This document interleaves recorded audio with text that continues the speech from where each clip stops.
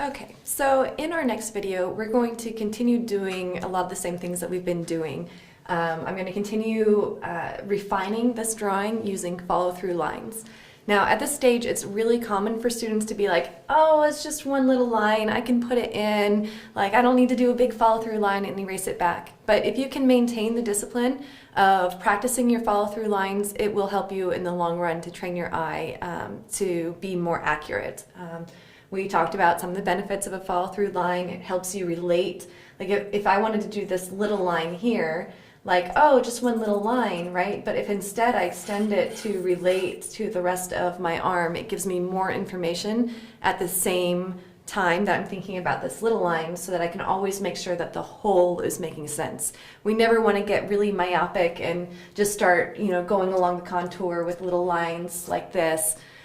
Because we're not seeing holistically, and it's very unlikely that you're going to place these correctly unless you're looking at how they relate across the entire image. So do your best. If you find yourself, making small lines, take a break, walk away for a few minutes, come back with the mentality that, okay, I'm going to continue the follow-through lines. It's kind of like eating your vegetables. It's just something that'll help your training, help your eye see better, and it'll give you a more successful result in the end. And so as I continue going through this, again, I'm going to, still clean up my drawing, my reference, just to help make it easier to find more lines. Right now, I'm going to start kind of finding these follow-through lines and refining this part of the arm.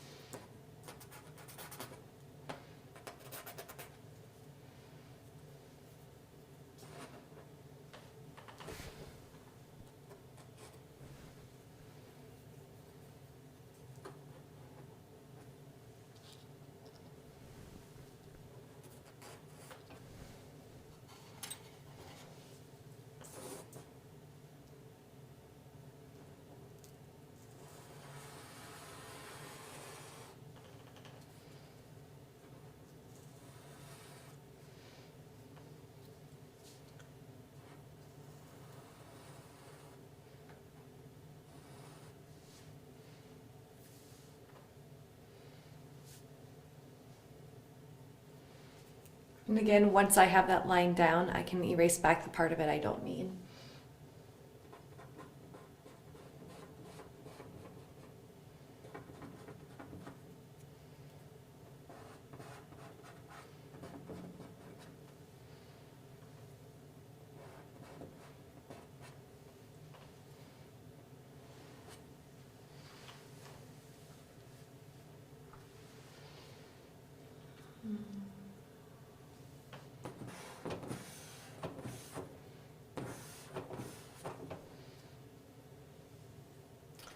Now I'm going to work on refining this piece.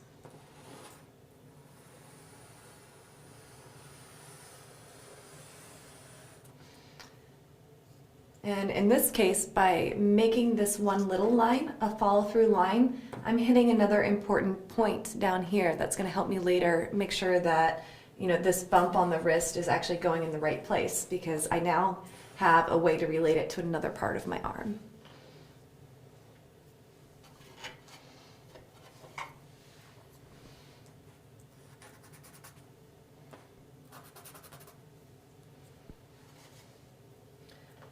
Up some of this down here.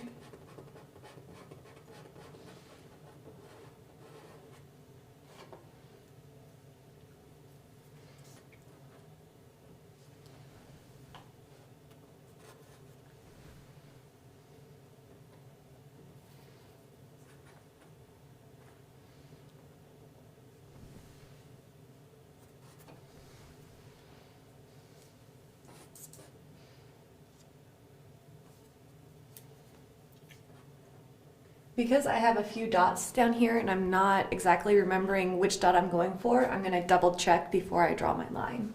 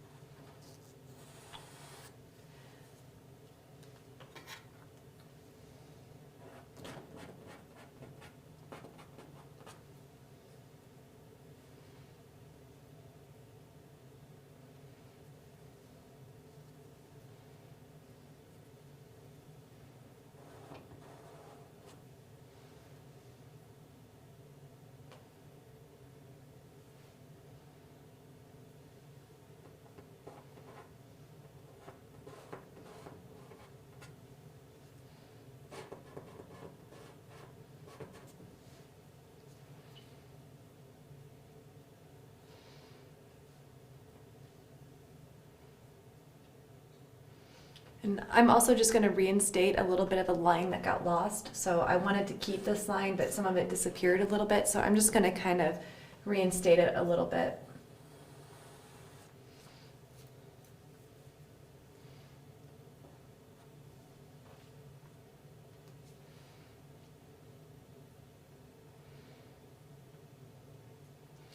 Okay, now I'm going to kind of work in this area and find a little bit more information about this elbow.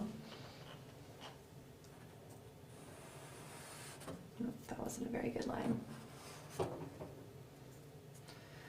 I'm also, as you're working, my notional space box is disappearing a little bit, so it's always a good idea to reinstate it as you need.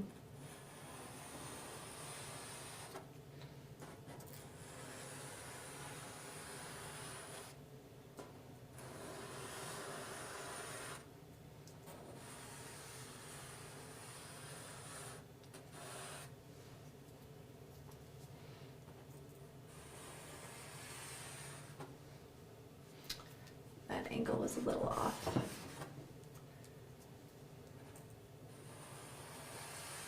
There we go.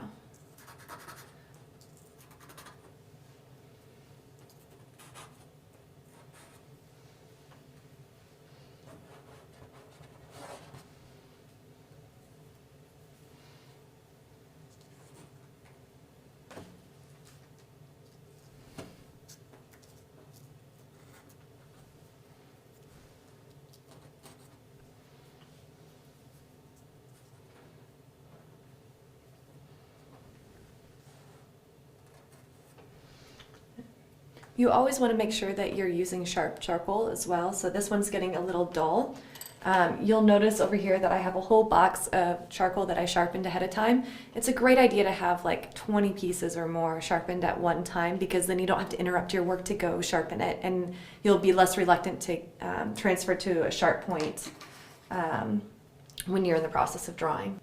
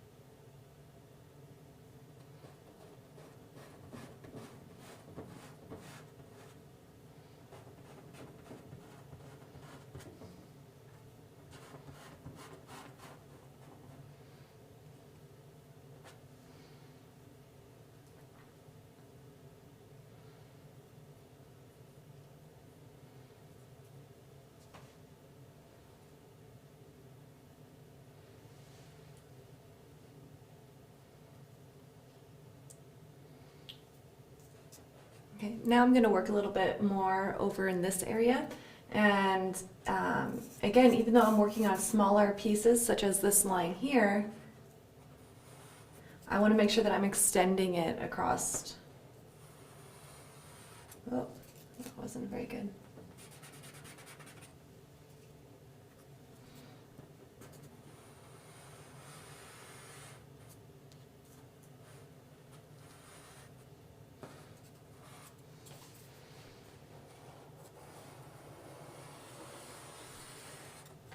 That's not very straight.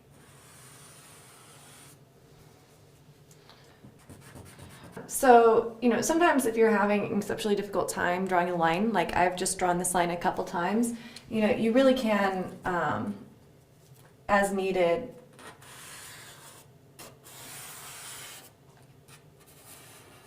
throw down a line, with a tool, if that's going to help you get more accurate.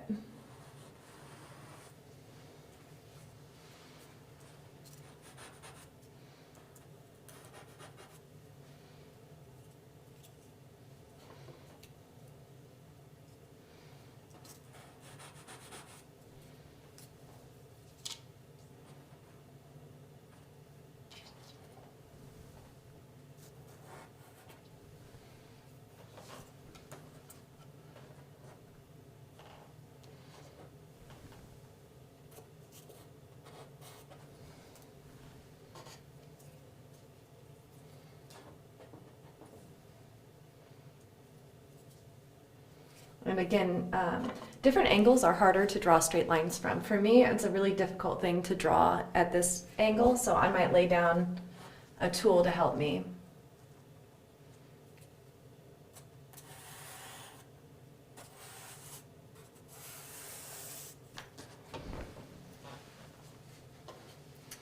And of course, once I have my line down, I can erase back the parts I don't need.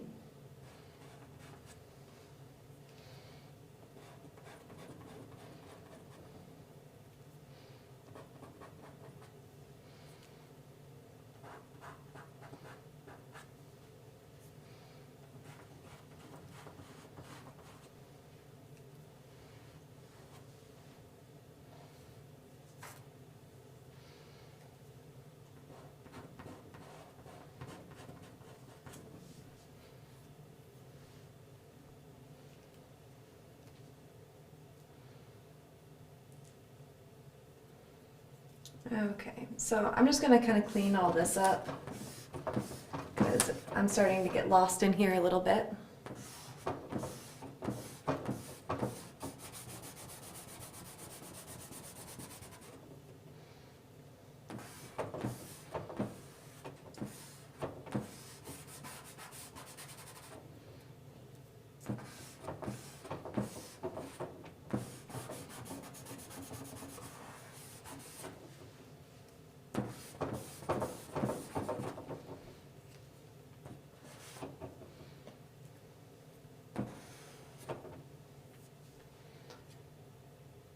Okay, so in our next video, we'll stop there for this video here. So we're really just doing the same thing that we've been doing. You'll notice that I'm kind of just working from the biggest lines I see to the smaller lines that I see to try to figure out where they belong.